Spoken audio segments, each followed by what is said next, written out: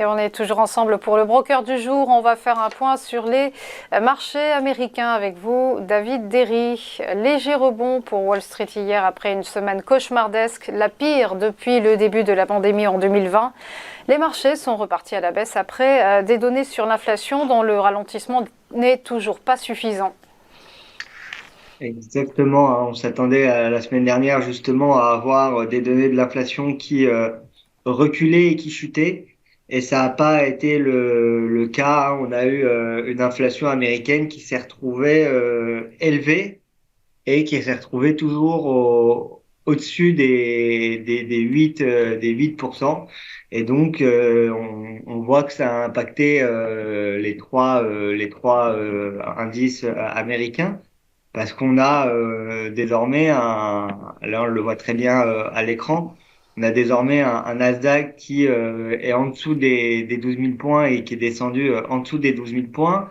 On a un S&P qui est redescendu, lui, de son côté, en dessous des 4 000 points. Et un Dow Jones qui se retrouve petit à petit aux alentours des 30 000 points. On est à 31 116 points aujourd'hui. Et donc, toutes ces raisons font en sorte que aujourd'hui, on a du mal à repartir à la hausse. Pourtant, si on regarde l'inflation, hein, les données ne sont pas non plus catastrophiques parce que justement, en août, on a eu des indices de prix à la consommation qui s'élevaient à 8,3%. Donc, c'est quand même un peu moins que le mois précédent.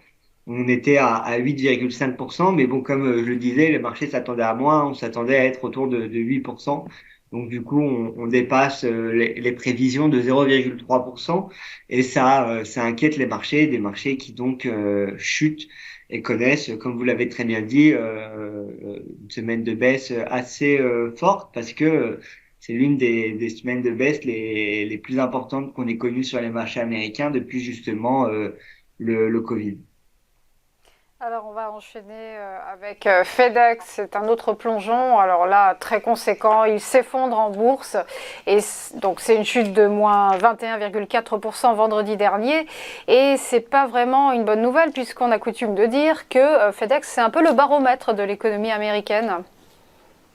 En effet, hein, c'est FedEx qui fait part justement de ses craintes sur la montée de la récession mondiale imminente. Ils ont justement publié des résultats qui le PDG a qualifié lui-même de très décevants. Et ils ont affirmé aussi que la société constatait une baisse des volumes d'expédition dans chaque catégorie semaine après semaine. Donc c'est pas très rassurant pour le groupe, et donc les marchés se sont inquiétés et les actions se sont effondrées. Comme vous l'avez dit, elles ont perdu 21,4% vendredi, mais elles avaient déjà chuté de 15% jeudi. Donc voilà, on voit que la situation géopolitique mondiale impacte fortement FedEx. FedEx qui a dû revoir justement à la baisse ses prévisions de croissance et ses ambitions, et qui est bien descendu, hein, parce qu'on était au-dessus de 200 $ justement il y a la semaine dernière, hein, avant l'annonce de ces résultats. On est désormais à 162 $. Alors sur FedEx, on voit qu'il y a un niveau, un support qui risque d'être assez intéressant aux alentours des 150.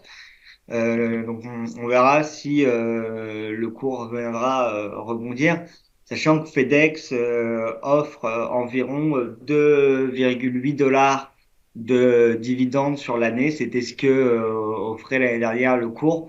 Donc on voit quand même que ça reste une boîte qui continue à payer un beau dividende. Donc même si comment dire, même si les prévisions de croissance sont pas très bonnes.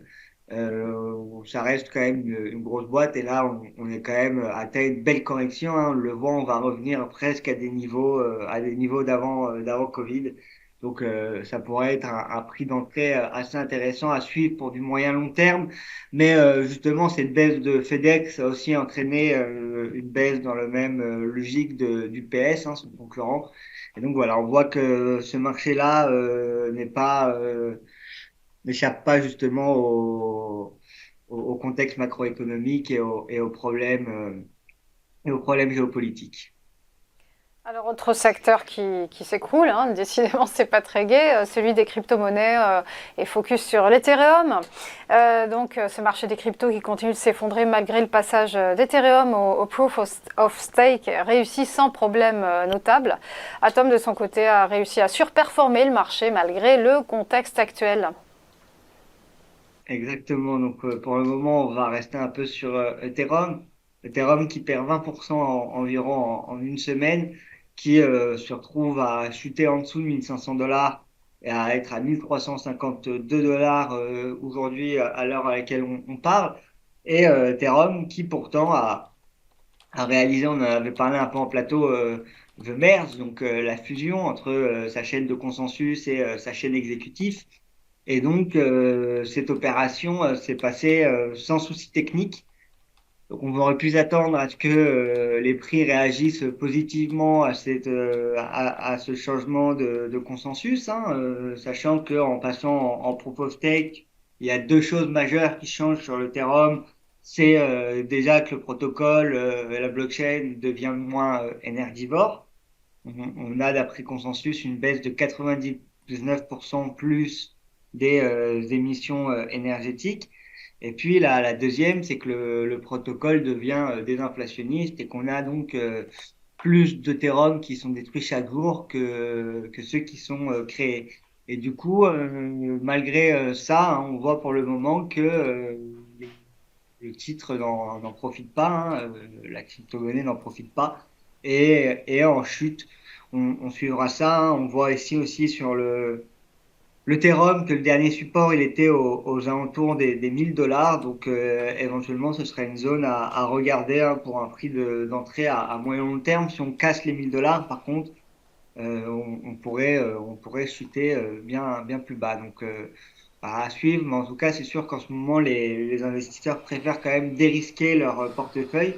Et donc, Ethereum ne fait pas exception à la règle et on le voit aussi sur les marchés classiques, hein, avec les actions tech. Donc, on voit de plus en plus d'investisseurs justement dérisquer leur portefeuille et réallouer leur portefeuille sur des valeurs un peu plus défensives. Donc, les crypto-monnaies n'en font pas exception. Et Atom, donc qui chutait à peu près de 20% et Ethereum qui chutait à peu près de 20% cette semaine.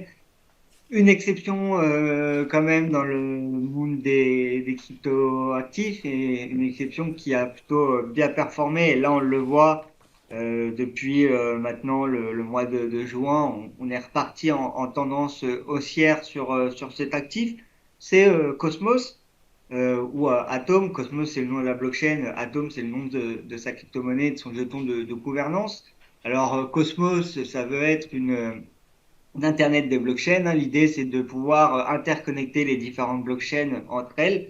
Et on le voit là, l'action, enfin la cryptoactif est en train de bien repartir. Ça a été l'un des cryptoactifs les plus performants sur la semaine. Et c'est un cryptoactif à avoir à l'œil, à garder à l'œil en ce moment, parce qu'on le voit, hein, malgré un marché compliqué. On parlait d'Ethereum à l'instant, c'est un actif qui sort son épingle du jeu et qui arrive, malgré le contexte, à super former.